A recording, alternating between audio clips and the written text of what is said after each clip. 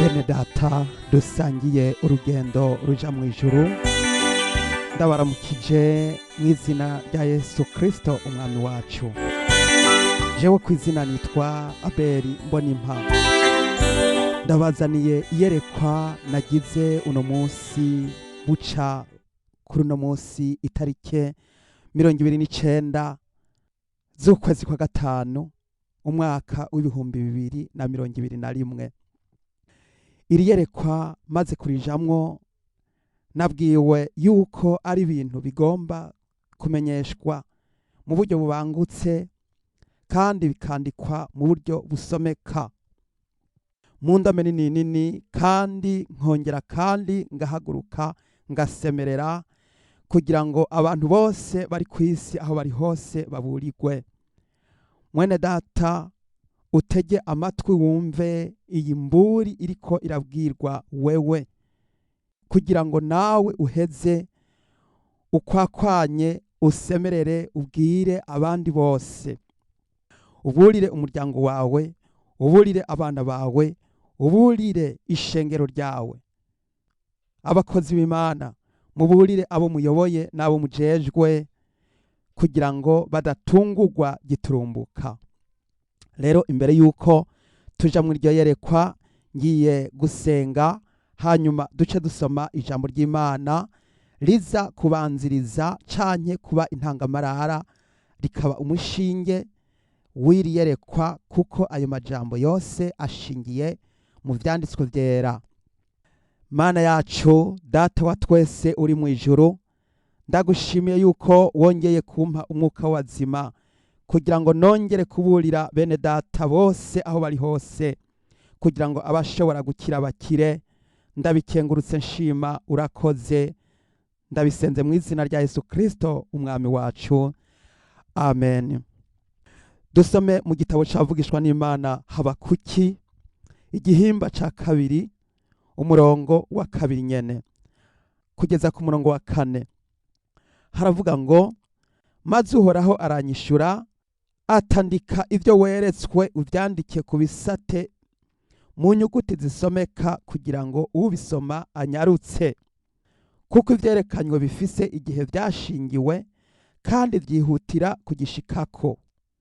Ntibizobesha naho vyotebagana, ubirorere kuko bitazobura kuza, ntibizoteba.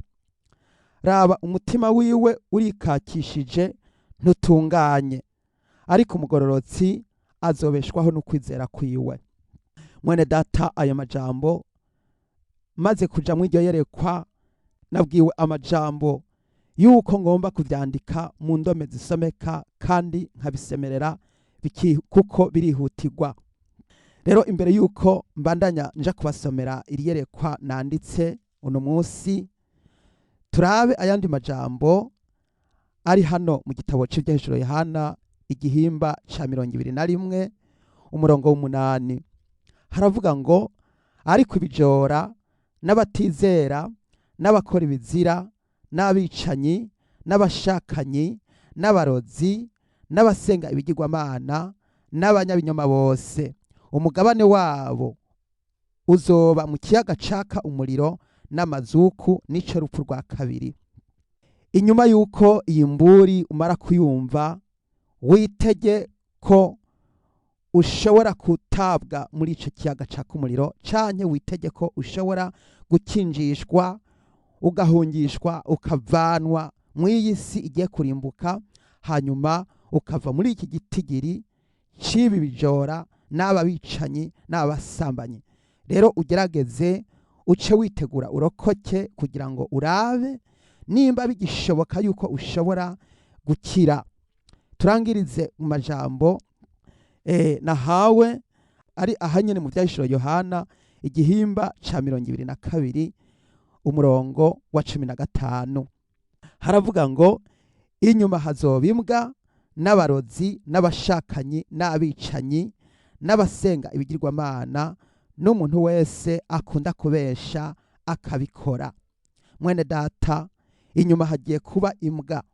Uno munsi iri yerekwa rigiye kukubwira ukuntu abantu benshi bamaze guhitamwo guhinduka nk'imbwa, abantu benshi bariko barahinduka kandi isi yose iriko iragenda kugira ngo bacike nk'ibikoko, abantu bagasigara bameze nk'ibikoko. Rero ariko ndagenda kugira yuko ngo inyuma hagiye kuba imbwa n'abarozi n'abashakanyi n'abicanyi n'abasenga ibigirwamana n'umuntu wese akunda kubesha akabikora.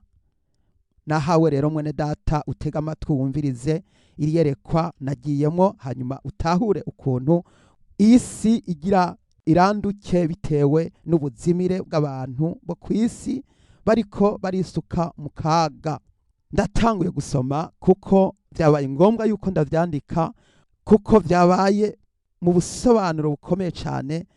Nawe kugira ngo utahure uraza gusobanukirwa iryerekwa ico arico, ico rigamije, ico rivuga n'ico rigomba kukuzanira, kugira ngo wewe utarahemukira Imana ukwakwanye maze ukore iyo bwakabaye, hanyuma ukize amagara yawe. Neretswe uko abantu bariko barihindura ibikoko ubwabo. No kuvuga ngo maze kuva muri iryo yerekwa numvise ijwi ry'Uhoraho rimbarira riti, kwakwanya ugire vuba, uburire abasigaye batarihindura ngo bacike nk'ibikoko, kugira ngo hagire abashobora kurokoka. Ati kandi uvyandike mu ndome zinini zinini zisomeka, kugira ngo ubisoma anyarutse. Wongere kandi usemerere ubitangaze ku isi yose, kuko abantu bamaramaje gose kwihindura nk'ibikoko. Maze kuva mu iryo yerekwa nabwiwe yuko ntegerezwa guca ndabitangaza mu maguru masha. Arico gituma rero mwene data utega amatwi wumvirize, hanyuma uce urumva uruhara aho uherereye n'aho uhagaze, hanyuma ushobora gukira ukire, hanyuma ushobora kurimbuka naho kandi witege kurimbuka, kuko kino gihe abantu bamaze guhitamwo. Kino ni igihe c'amahitamwo gusa, nta kindi gihe gisigaye. Kino ni igihe co guhitamwo gusa ku bugingo bwa buri muntu wese. Uko iryo yerekwa ryaje, nagize mbona ngiye kugendera urugo rw'umukozi w'Imana w'umukristo kandi wo mw'ishengero. Mu kujayo naziga ko aza kunyakira akampa agatebe tukayaga ivy'ijambo ry'Imana ry'agakiza, ko kwihana no kwizera no kwitegurira gusanganira umwami wacu Yesu Kristo agiye kuza vuba.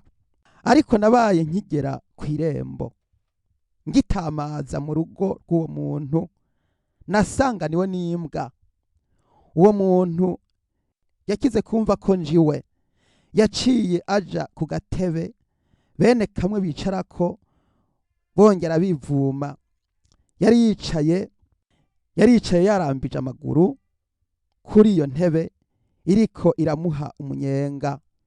Yabaye akimbona aca yohereza imbwa yiwe, niyo yabangutse kunsanganira, iranzunguruka itangura kundigata ishaka kunkinisha.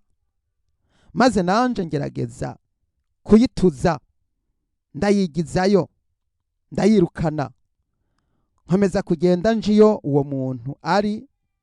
Ntivyashoboka kubw'iyo mbwa, kandi uwo muntu nawe yari yaciye yigira ikiragi, amera nk'uwagobwe ururimi.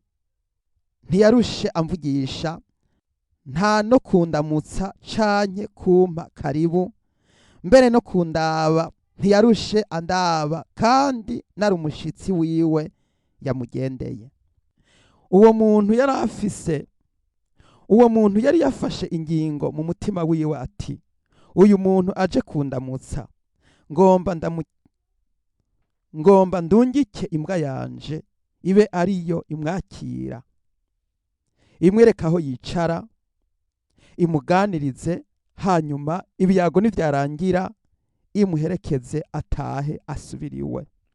Vyaranse rero ko twumvikana n'iyo mbwa, kuko jewe nakoze ibishoboka byose ngo ngere aho uwo muntu ari, ikantangira.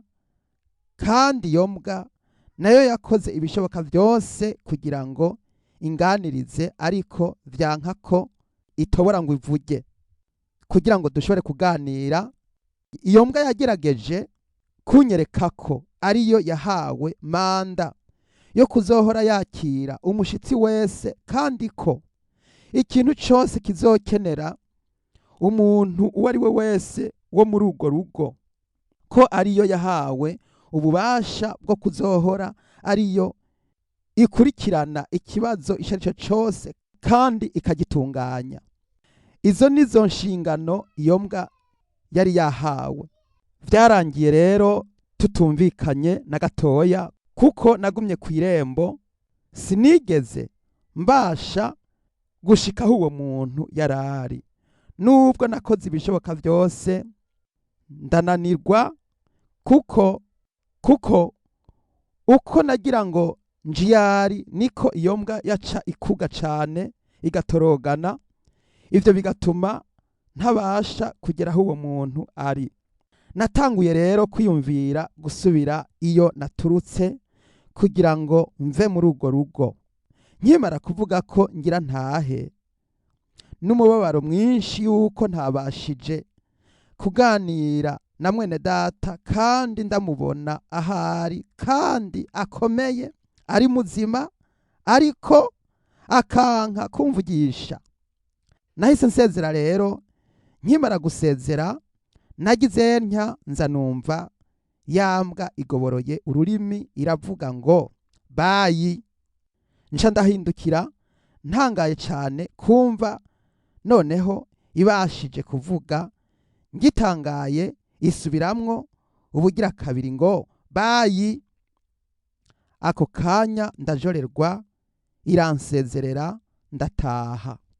No kuvuga ko iyo mbwa bari bayitojeje ivyirwa byo kuzoba ariyo yakira umushitsi ikongera ikamusezerera, ariko mu byo bari baragerageje kuyipompamwo muri yo byaranse kuba nk'uko babishaka, kuko mu ntumbero zabo kwari uko ivuga ikaganira ikishura ibibazo byose abo bantu bo muri urwo rugo bo kwishuye, ariko akamashini bari bayishizemwo karananiwe rwose gushobora gukominikana n'uwundi muntu avuye hanze. Ariko ikintu ako kamashini bayishizemwo gashoboye ni ukubanguka kwakira umuntu wese aje no kumubuza kwegera uwo muri urwo rugo. Iyo mbwa ijejwe kurinda hamwe rero no kuvuga ngo bayi mu gihe umushitsi asezeye. No kuvuga ngo iyo bayi isobanura yuko iyo mbwa iba inesheje. Mutega amatwi mwumve bene data, aho turiko turasobanura urukingo rwa corona virusi. Uru rukingo rwa corona virusi rwashizwe mu bantu rugereranywa n'iyo mbwa, kandi koko virusi bahitanye corona virusi. Iyo virusi ni ikintu c'ikinyabuzima, ni igikoko kiratembera mu muntu, kirashobora gufata ingingo, nico gisigara gikontorora ubuzima bw'umuntu. Nka kujya kwimbwa bayizirikira imbere y'umuryango, iyo umuntu aje igakuga, umuntu yaba agomba kugira ngo amene inzu igakuga igasemerera, kandi no kumurya ikaba yomurya. Imbwa irari zamu usanga ari imbwa y'indyanye, ntawe ushobora kwirengana. Rero niko urukingo rwa corona barushize mu muntu kugira ngo ruba arirwo rumurengera, rumukontororere, rumuvugire, rumukorere byose. Bafashe umuntu baramugira ikiragi, bamushirako masike. Izi masike mubona ziri inyuma ku rukoba zigaragaza urukingo. Iyo rero ukuye ku masike yo ku munwa, bazana urukingo bagashira kuri masike yo ku karanga k'umuntu, ku mpumekero canke ku mvuga aho umuntu akoresha mu kwiyexprima canke mu kwisobanura ibiri ku mutima wiwe. Bahashize ko urumasike barahugara, maze baca bazana uruvirusi rwitwa corona baba arigo bazana rukaba arigo ruzohora rukuvugira. Muri make nabonye umuntu w'umugabo aho kugira ngo ugende umuganirize yicaye agaramye yibereye kuri balansware ariko arivuma avuga ati avyina nta kazoza aranezerewe nta na kimwe yinona kuko aravuga ati ndafise inkinzo ndafise unkingiye ndafise ucungereye ubuzima bwanje. Mu yandi majambo ni umugari dekoro. Sinzi ko murabona abakuru b'ibihugu iyo bariko baratanga inama ntaco binona kuko abafise umugari dekoro amucungereye. Nico gituma abantu bose bo kwisi bamaze guhabwa confirmation yuko bacungerewe umutekano, yuko umuntu wese yicanshishije urwo rukingo urwo rucanco afise ubuhakika yuko ataco ingwara zishobora kuzomugira kandi yuko ubuzima bwiwe bukingiwe. Bakaba bariko bagiye no gusohora ibipapuro bikugaragariza yuko ufise ivyizigiro 100% canke 90 na kangahe kwijana yuko atangwara igishobora kukubahuka, ugaca wibera ngaho nk'umuntu yibereye ku myivumo canke kuri za ntebe zimwe abazi intebe zimwe abasaza haraho udutebe bicara kugenda turabavuma. Niko umuntu aba yicaye avyina nta kazoza avuga ati narahejeje gutsinda nahejeje kunesha. None rero mwene data tega amatwi wumve, ngiye kukubwira ubusobanuro buhagije busobanura ivy'izo nzozi. Ndatanguye gusoma kuko ivyo mvuga nivyo nanditse ngiye gusoma. Ubusobanuro: iyo mbwa n'urukingo abantu bariko bariteza kugira ngo rubakingire, kandi nk'uko imbwa ishirwaho kurinda umuntu canke urugo, niko urukingo rwa coronavirusi rwashiriweho kurinda umuntu ngo ntihagire ikintu udashaka coza kugutera haba ku mubiri canke imbere mu muntu. Uru rukingo kandi rwashiriweho guhindura no gukuraho, kwishira no kwizana k'umuntu kugira ngo umuntu ntabe agishoboye kwigwanira canke gukemura ibibazo byoza bimuraba nk'uko vyahora, ahubwo agacecekeshwa kugira ngo urukingo rumurwanire kandi rumuvugire. Umuntu nawe ahari yigaramire araramye avyina nta kazoza. Umugambi nyawo w'icatumye urukingo rwa coronavirusi rushirwaho ni ikirwanisho co kwiyamiriza ukwizera Yesu Kristo nk'umwami n'umukiza wawe kubera izi mvo zikurikira. Mutega amatwi izi ngingo ngiye kubasomera kugira ngo mwumve umugambi nyawo watumye urukingo rwa corona rushigwa mu bantu canke ruza mu isi. Ingingo ya mbere: imbere mu muntu arahinduka akambara maske maze agacaronka inkinzo yizeye yuko ariyo izohora imurwanira imisi yose y'ubuzima bwiwe. Kandi kubw'ivyo umuntu ahita yirara akumva umunezero w'ubuzima bwiza bukingiwe kuko aziga ko afise uwuriko aramurwanira amukingiye. Iyo ni ingingo ya mbere yatumye uru rukingo ruza mu bantu. Ingingo ya kabiri: nubwo woba wari umukristo, nubwo woba wari umukristo w'ukuri wakora ibikorwa vyiza imbere y'Imana, uwo mukristo ahita ava ku kwizera Yesu Kristo agasigara yizera urukingo rwa corona. Kandi nubwo yagerageza kuguma yizeye Yesu ntibiba bigishobotse kuko nta usaba abami babiri. Umwami Yesu ahita avamwo agasohoka akigira. Ayo majambo tuyasoma muri Matayo igihimba ca 6 umurongo wa 24. Reka tuhasome mu izina rya Yesu. Haravuga ngo nta usaba abami babiri kuko yokwanka umwe agakunda uwundi, canke yoguma kuri umwe akagaya wa wundi. ntimushobora gusaba Imana nitunga. Mwene data, ni gute woshobora gusaba Imana ukongera kandi ugahindukira ugasaba ikintu c'ikivirusi? Abantu mwese murazi yuko ibi bagiteri canke ibi virusi ari ikintu c'icicanyi kandi n'ikinyabuzima. Ni kuki wemera kwakira ikindi kintu c'igihimbano, c'igifondano, c'ikiremano utazi ibyo yo caremewe niyo cakabaye, ukaba ari ico ubangikanya n'ukwizera Yesu Kristo nk'umwami n'umukiza wawe?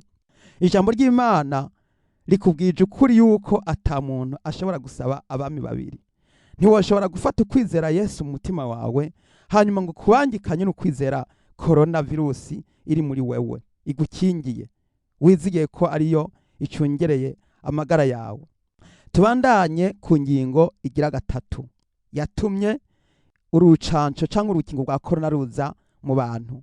Ingingo ya gatatu, igihe umwami Yesu agomvye kuza kugendera umukristo maze agahita asanganirwa n'urukingo rwa corona, wewe ubwawe wishizemwo, agerageza kukuganiriza bikanka kubera wamaze kwiyegurira uwundi mwami, kandi wa wundi mwami wamaze kwimika ahita yirukana umwami Yesu, kuko wewe uba waramaze kumuha uburenganzira bwawe bwose mu bugingo bwawe. Nta jambo wewe uba ugifise ryuko gusubira kugira uguhitamwo canke uwo uhitamwo. Nta burenganzira muri make uba ugifise. Ni ukuvuga ngo wa wundi mwami wihaye niwe asigara ariwe afise ijambo rya nyuma muri wewe, kuko uba warashizemwo masike igupfunga umunwa, ntuba ugisubira kugira ico wovuga ubwawe, kuko haba hariho umuvugizi akuvugira ajejwe amagara yawe. Iki kirasobanutse kuko warikingiye kandi warashizeko masike kandi baragucecekesheje kandi wowe ubwawe warasinye uravyiyemerera. Uwo rero wahaye uburenganzira niwe asigara afise kontrole ku buzima bwawe. Ingingo ya kane yatumye igaragaza neza yuko uru rukingo rufise umugambi mubisha ku bantu niyi. Ingingo ya kane, umuntu iyo yiteje urwo ruvagisi rwa corona abateye igikumu yuko yihinduye agahitamwo kuba nk'igikoko, kuko baca umugani ngo imfizi yose yama itendera nka se. Kandi ikibigaragaza nuko igihe isi yari iriko iragabishwa, mu gihe corona yari iriko igitangura, abantu bose bagategekwa kwiyugaranira mu mazu, umuntu yashobora kwemererwa gutembera hanze n'umuntu yashobora gusohoka hanze ari kumwe n'imbwa.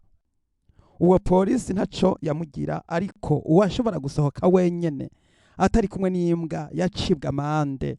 Ivyo bikagaragaza yuko igikoko cariko kirashirwa ku ngoma, hanyuma agateka k'umuntu canke uburenganzira bwa muntu bukurweho. Uhoraho yarambajije ati, ivyo urabibonye ga mwana w'umuntu? Maze arambaza ati, none igisigaye ni giki? Hasigaye kuba igikorwa cyo kurwanya izo mbwa. Ayo majambo reka twongere tuyasome, ari mu Vyahishuriwe Yohana igihimba ca 22 kuri uyu murongo wa 15. Ayo majambo aravuga ngo, inyuma hazoba imbwa n'abarozi n'abashakanyi n'abicanyi n'abasenga ibigirwamana n'umuntu wese akunda kubesha akabikora. Mwene data wahamagaye imbwa ikaba ariyo igucungera. Mwene data wahamagaye igikoko kikaba arico kiza gutembera mu bugingo bwawe, kikaba arico kigucungerera urugo. Wariyemeje wihitiramo gucika nk'imbwa ucika nk'igikoko. Rero nico gituma ijambo ry'Imana rigushitseko rivuga riti, inyuma hazoba imbwa. Umuntu wese yizigiye imbwa, umuntu wese agenda ku mbwa, umuntu wese yihaye igikoko ngo kiba arico kimuganza, agiye gutonda muri iyi defile y'imbwa n'abarozi n'abasambanyi n'abicanyi. Wabikoze ubizi kandi waragabishijwe, kandi urazi neza yuko atagikoko kigira uburenganzira ku kiremwa muntu. Ariko warabonye neza ko mu gihe ca konfinema udasohotse udafise imbwa utashobora gusohoka, ariko umuntu yasohoka afise imbwa wewe baramureka, yari yagenda ubugaramango, abapolisi naco bamugira. Ariko uwasohoka adafise imbwa bamuca amande, bamuca ibitagendwa. None rero ugeretse ko uciye uha ubugingo bwawe igikoko kiba arico kigukontorora. Iri jambo ry'Imana rishitse ku bantu b'iki gihe ngo inyuma hazoba imbwa n'abarozi n'abashakanyi n'abicanyi n'abasenga ibigirwamana n'umuntu wese akunda kubesha akabikora. Warizeye ibinyoma, none rero igihe ca nyuma kigushitseko, igihe cyo gucirwa kw'iteka kigushitseko, kuko wanse kwemera ukanka kumvira ijambo ry'Imana, aho kwizera Yesu ukaza kwizera ibintazi, ukaza kwizera ibyakozwe n'amaboko y'abantu. Kandi uri umukozi w'Imana, uri umukristo, warigishijwe, ari we wigisha abandi ibyo kwizera no kwihana. Ikindi Uhoraho agomba akore ni iki? Agiye kandi no kurwanya iri sekeza ririko rirakorwa ryo gutera abantu bose iyo virusi, kugira ngo abatoranijwe ntibashikirwe.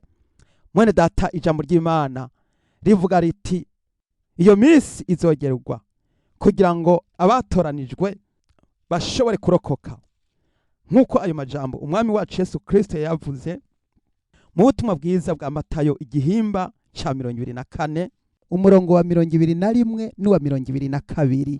Haravuga ngo kuko muri iyo minsi hazoba amarushwa ahambaye atigeze kubaho kuva ku itanguriro ry'isi ugashitsa n'ubu, kandi ntazokongera kubaho. Kandi iyo minsi iyo itagerurwa ntihorokotse umuntu n'umwe, ariko kubw'abatoranijwe iyo minsi izogerurwa. Mwene data, Uhoraho hagiye guhaguruka arwanye iyi kampanye ya vaccination, arwanye iri sekeza ryo kwicancisha, kugira ngo abatoranijwe batabagwe, abatoranijwe bakingigwe. Wowe uzi yuko utaricancisha, wowe uzi yuko utarihumanya, ntugahirahire ngo wisuke mw'iryo shano, ntugahirahire ngo witeze urwo rucanco, ico gikoko ngo kize kuvurunga ubugingo bwawe. Uhava usanga ico gikoko gihinze umwami Yesu kimusohore, hanyuma kibe arico gifata ikibanza ciganzire. Ijambo ry'Imana avuga ngo nta usaba abami babiri, kuko yo kwanka umwe agakunda wa wundi. Nuko rero Yesu Kristo agiye kugaruka kugira ngo atabare abantu boye kuzimira, boye kuzimizwa, abantu bose bapoterera rimwe, ngo iyo minsi itagerurwa ntihorokotse umuntu n'umwe. Mwene data, utarishira ako kaga, ndakugabishije kugira ngo ntuhendwe, ntagira abaguhenda. Muri ico gihe nufata umwanya wo gusenga, ndasenga maze kumva no kubona ibiriko biraba. Narasenze Imana maze ndasenga nti Mwami Imana ishobora byose, niwihagurukire uze urwanye iyi kampanye ya vaccination, kandi wongere urwanye izimbwa, kuko umuntu buntu ntabwo agishoboye kuba yobuza umuntu, mbere n'umwana wiwe yivyariye ntibigishoboka yuko yomubuza kugira ngo yoye kuzimira, ngo have aza kwisuka mwako kaga, ngo aze kwiteza urwo rukingo. Ubu abantu bose bamaze guhitamwo, bamugoreye gukora ivyaha gusa. Mana tabara, mw'izina rya Yesu Kristo umwami wacu, amen. Uhoraho aravuga ati mwirinde mwitandukanye n'ayo mahanga yanduye, ndaje gutabara umuntu wese yahungiye kuri jewe Uhoraho. Ariko abahisemwe kugarariza bose, umugabane wabo uzoba ca kiyaga caka umuriro n'amazuku. Mwene data, umugabane wabo bantu bose banse kumvira bagiye gutabwa muri ca kiyaga caka umuriro, bagiye guhanwa, bagiye gutabwa aho ca gikoko n'abamuvugishwa w'inyoma bazotabwa. Imbere yuko ca gikoko kiza ku mugaragaro, abantu batanguye kugiha kaze, bagiha ikibanza mu mitima yabo. Ni wumve, utega amatwi wumve aho ugiye kugwa, aho abansi b'Imana bagiye kukurimbukira. Ivyahishije Yohana igihimba ca 21 umurongo w'8. ariko ibijora n'abatizera n'abakora ibizira n'abicanyi n'abashakanyi n'abarozi n'abasenga ibigirwamana n'abanyabinyoma bose umugabane wabo uzoba mu kiyaga caka umuriro n'amazuku n'ico rupfu rwa kabiri. Abantu basenga ibigirwamana, abantu bariko baraha icubahiro corona virusi, abantu bariko baraha icubahiro ikintu c'igikoko uruntu rw'urubumbano bakarushira mu maraso, abantu bariko barahitamwo kwizera corona ngo niyigiye kubakingira, mbere bagiye no gufata impapuro ziberekana ko bakingiwe, ugasanga mbere bagiye guhabwa identite ibagaragariza yuko bakingiwe, hanyuma bakaba bahagaze ari abapasitori, abandi arabigisha, abandi ari abakristo babatijwe mu izina rya Yesu Kristo. Abo bose Yesu Kristo azozira ntazorabira ivyo. Ugomba kumenya ko uhagaze mu kwizera, ugomba kumenya yuko ugomba guhaguruka ukarwana nk'abashaduraka na bameshaki na Abedunego. None ko utsinzwe rugikubita uzoshobora kurwana ibindi bikomeye bisumba ivyo. Rero abakozi bisabityo bose bariko barasenga ibigirwamana, hari naho bitagikunze ko bashobora kwihana, kuko ikintu washize mu maraso uzogisokora uzogikorayo gute? Ni gute bazogigukuramo ko wajanira ko wihenze wisutse witaye mu kaga ukanka kumvira uhoraho? Abatariyanduza abataragwa muri ako kaga nimwirinde, ntimugahirahire ngo mwisuke muri ako kaga ngo muhave mucirwa kwiteka. Imana idufashe, Imana itugirire neza.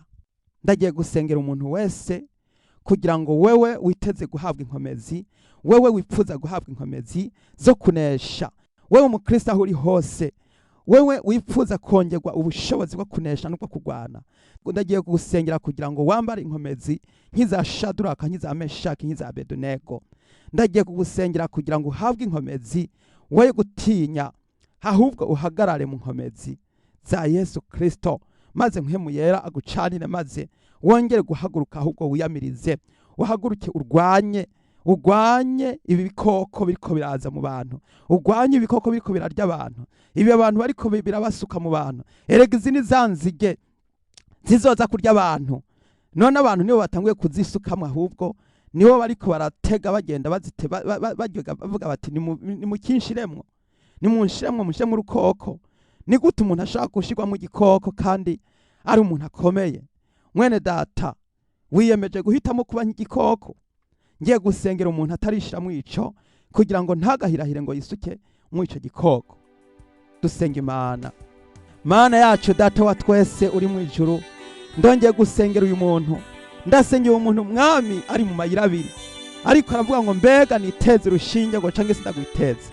Mwami ndakwinginze kugira ngo Data umuhe amaso yo kubona, kandi umusobanurire, umutahuze, kugira ngo amenye yuko ahirikiwe n'inkota, yoye kwisuka muri uku kuzimu, yoye kwisuka mu ico gikoko, yoye kwisukamwo ibi bintu bigiye biriko biratuma umuntu ahinduka agacika igikoko imbere z'Imana, ntabakira umuntu, ugasanga umuntu yabaye igikoko. Mwami ndasabye kugira ngo utabare, maze utabare abantu bawe, utabare ubwoko bwawe, utabare ishengero ryawe. Tabara Mwami, tabara Mwami, tabara Yesu, tabara amaraso yawe atuvire ku musaraba Mwami. Heraba abantu bayagize ikindi, ntibagishatse kumvira no kwibuka yuko wadupfiriye kugira ngo uducungure. Raba abantu bisubije Mwami kwivurunga mu byondo, bihaye shetani, bihaye umwansi. Ndasabye Mwami kugira ngo uhagurutse abantu bongere Data buja guhaguruka bavyamirize mu izina rya Yesu Kristo. Ndasabye Mwami kugira ngo uyizire, maze utabara ubwoko bwawe, abatoranijwe bawe Mwami, abana bawe Mwami, ishengero ryawe Mwami yongere kurokoka. Ndabigushimiye, urakoze ko kuje kurokora no gutabara, urakoze kuje gukiza, urakoze Mwami, nushimwe Yesu. Haleluya. Nuko ubishimirwe, nanje ndabishimye nkenguruka kandi ntanga amashimwe. Urakoze, urakaza Mwami Yesu. Nuko Data, kaze Mwami Yesu mu bantu bawe, ngo abamwakiriye bose yabahaye ubasha gucika abana b'Imana, nibo bizeye izina ryiwe. Mwami, kuba kwizeye bose turaguhaye kaze.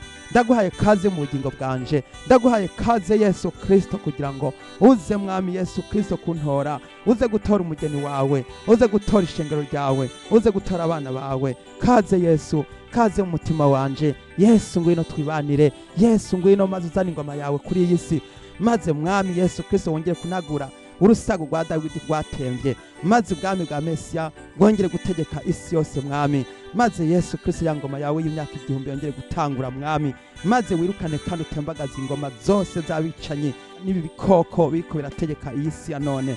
Mwami ndasavye mwami kugira ngo ubwami bwawe busasagare mwami, urakoze kubikoze, urakoze kuje gutabara, urakoze Yesu, n'ubushimirwe n'uhabwe icubahiro ndabishimye nkenguruka mu izina rya Yesu Kristo umwami n'umukiza wacu, amen amen.